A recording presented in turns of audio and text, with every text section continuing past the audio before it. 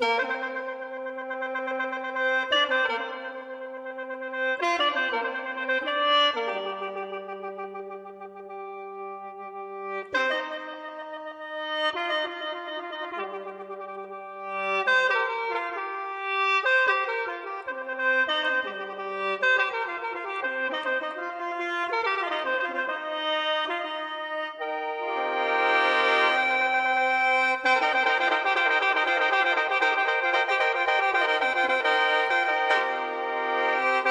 นาวหัวใจย้ำลมตองหัวลมซาเดือน12เป็นมาฟ้องอีหยังน้อหรือว่าสายลมซอมาสุนกายแต่ละครั้งจังเย็นจอยเข้าใส่ใจเดโนละหูเหตุผลว่าสายลมเป็นห่วงอายอยากบอกข่าวสาวคนไกลว่ามีไผเข้ามาแห้งถือเพิ่นแสงบนทางโค้งละอายจนงงมือเจ้าโทรมาเว้าว่าจบกันน้อเฮาฟังคำเว้าเจ้าง่ายๆลานางเอ้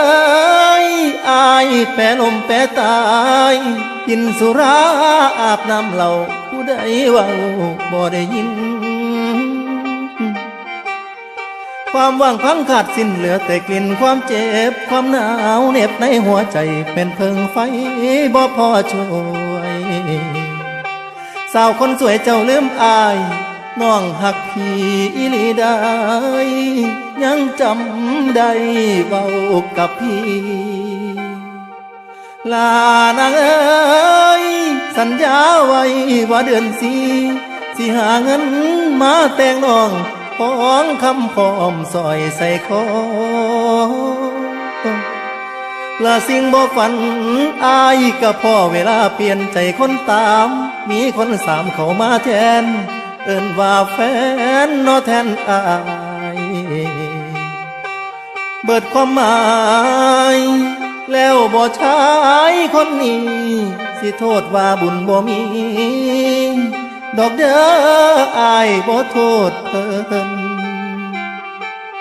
ลานางเอ้ยเจ้าผู้แก้มเปิ้นเวินโตอยู่ใกล้ใจห่างพร้อมอายยอมแพ้ให้แก่เขาเด้อน้อบ่มีคำสิเว้านั่งกอดเขามันเหงาจีคือคนเบิดความคิดได้นั่งซึมอยู่คือบาหยดน้ำตาลูกผู้ชายมาไหลย้อยอายบ่ได้สำอ้อยแต่มันกลั้นไว้บ่อยู่ลานางเอ้ยคนที่หมายเป็นไผปูอายคิดน้ำตั้งแต่เจ้าบ่มีเจ้าคิดต่อไผ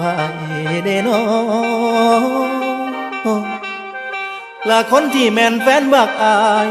พ่อผู้ใหม่ใจเลยเควเสียได้เด้คนสุดหักบัดห่างไกลเจ้าลืมอายเพิ่งเข้าใจหูว่าสายลมฟองมาส่งข่าวเรื่องความมองว่านางน้องนั้นลืมพี่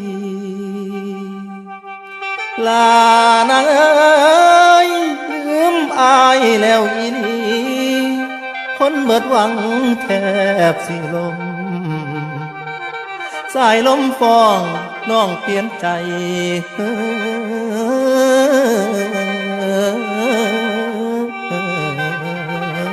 เด้น้อ